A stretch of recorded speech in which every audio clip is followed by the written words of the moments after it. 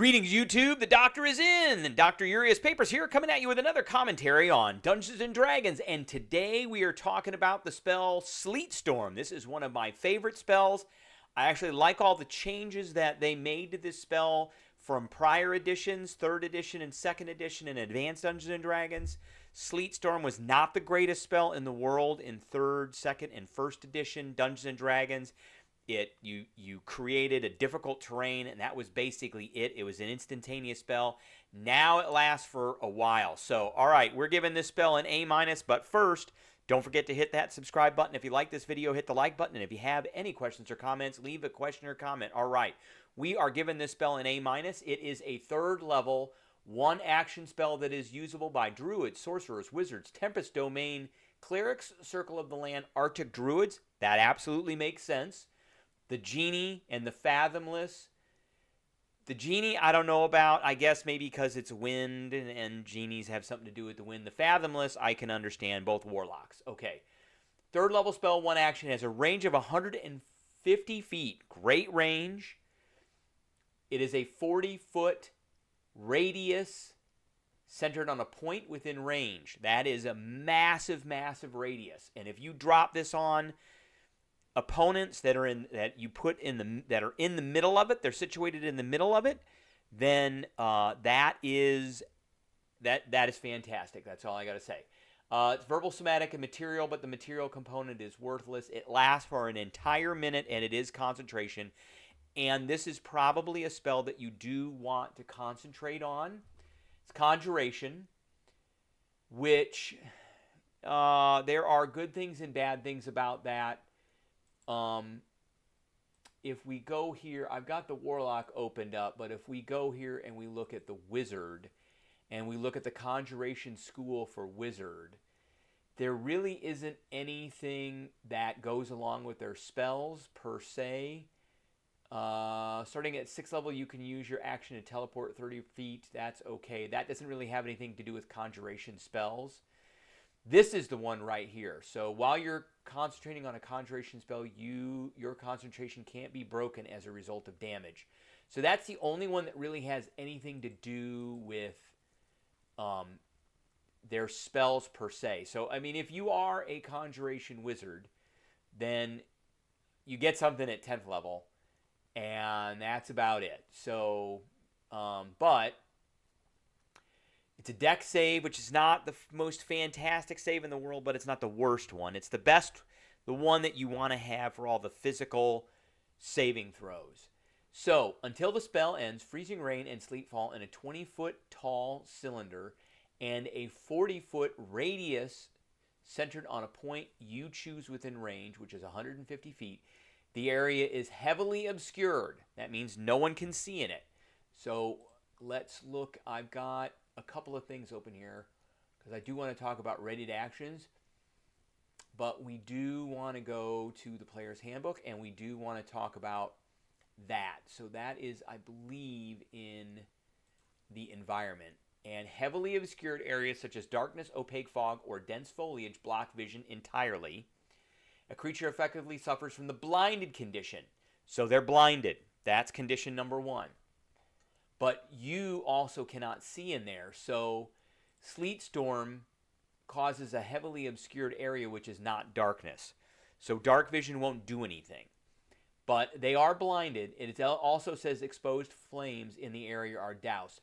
So this might preclude using a fireball. It depends on your DM's interpretation of the rule. So the ground in the area is covered with slick ice, making it difficult terrain. So 1, it's difficult terrain, and 2, it's heavily obscured.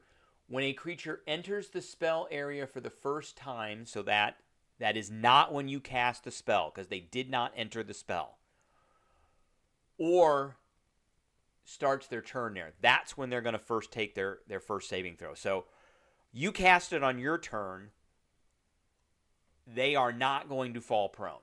So they make a dex save, and if they fail, they fall prone. They don't make that saving throw until the start of their turn, or if you can figure out a way to push somebody into it, then that's entering it. Or they decide to go into it on their own. If the creature starts its turn in the spell's area and is concentrating on a spell, this is a great one too. The creature must make a successful Constitution saving throw against your spell DC, not a DC of 10, against your spell DC. And by the time that you're casting this spell here, your spell DC should be around a 16 or 17. That is pretty massive. So anytime they cast a spell while they're in it, they got to make a saving throw. A Constitution saving throw to maintain their concentration. So that's any concentration spell. So that's massive. That's massive. So we've got several different effects: heavily obscured, difficult terrain, and a prone condition and a concentration penalty. So we've got 4 different effects. Very different spell from 3rd, 2nd, and 1st edition. Now, one of the other things I do want to point out with this is this readying an action, because you're going to be concentrating on this spell. Whoever casts this spell is going to be concentrating on it. You can target creatures in it even if you cannot see them with area of effects. If you got something large enough and you know where they are when you cast the spell, Fireball probably not. Lightning Bolt definitely can do that. As long as you're not casting a spell that targets them, you can take advantage of that, and it doesn't have concentration. Now, why do I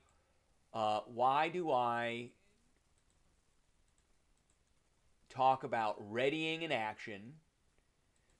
Because your party members can ready actions to drop other spells inside when you cast this spell.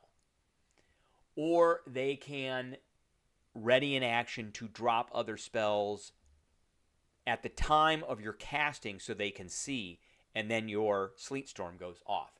So, first you decide what perceivable circumstance will trigger your reaction. Billy Bob starts to cast Sleet Storm, but doesn't finish it, okay? Then you choose the action you will take in response to the trigger. Billy Bob starts to cast a spell. I am going to cast Spike Growth, Plant Growth, blah, blah, blah, blah, Cloud Kill, blah, blah, blah, blah, blah. Okay? When the trigger occurs, you can take your reaction right after the trigger finishes or ignore the trigger. When you ready a spell, you cast it at normal but hold its energy, which you release with your reaction when the trigger occurs. To be readied, a spell must have a casting type of 1 action, and holding onto the spell's magic requires concentration. Concentration is broken, the spell dissipates. So, for example, if you are concentrating on a web and ready a magic missile and your web spell ends, and if you take damage before release magic missile with your reaction, your concentration is broken. Okay? We all know that. So you can say, Billy Bob is going to start casting Sleet Storm. I'm going to use my reaction to cast X spell right there. So let's talk about some spells that you could drop in there. You could drop Spike Growth. Now, Spike Growth also is difficult terrain. Difficult terrain does not stack. But they're going to be stuck. They could be falling prone. And they're going to have to make a choice to move out of this or not. If they stay in it, then every turn they have a chance of going prone. And if they're going to be casting spells that require concentration, they're going to be making very high concentration checks. So this is a nasty one. It's going to force them to move, and then they're going to start taking damage. Another really good spell, and we've covered this spell already, is Plant Growth. Okay? Plant Growth. It's going to come up any moment. There it is right there. Plant Growth does not cause difficult terrain. So if you stack this on top of difficult terrain, it essentially makes it worse. So every foot of movement with Plant Growth requires 4 feet of movement, and my contention is if you drop this on top of difficult terrain, which adds another foot, then it's 5 feet of movement for every foot. So if you want to move 5 feet, you have to move 25 feet of movement, which is nasty. Now, what's some other spells that you can drop? Somebody could drop a Cloud Kill. That's nasty. 120 feet, 20-foot cloud. When a creature enters the spell for the first time or starts its turn there, that creature must make a con save or take 5d8 poison damage. They're in difficult terrain. They are prone. And now you dropped a Cloud Kill on, and they can't see. That's another thing. Nathair's Mischief. This has a range of 60 feet, so you're going to have to be a little closer. But You drop this 20-foot cube on them, and you can move the cube. So you fill a cube you can see within range with Fey and Draconic magic. Roll on the mischievous table to determine the magic effect produced, and roll again at the start of each of your turns until the spell ends. And you can move the cube. And so on your turn, these things go off. And you can keep doing that. You don't have to see them. You don't have to see them at all for this stuff to happen. As long as they're with it, there's an effect that's going to happen on your turn. Another thing I'm going to point out is Repelling Blast. You can push somebody into, and there are many other movement. I've got a couple of videos about force movement. There are many other force movements that will push creatures in. So this is just a smattering of the different things you can do to make things pretty miserable for somebody who is stuck in a sleet storm, and that's why I'm giving it an A-.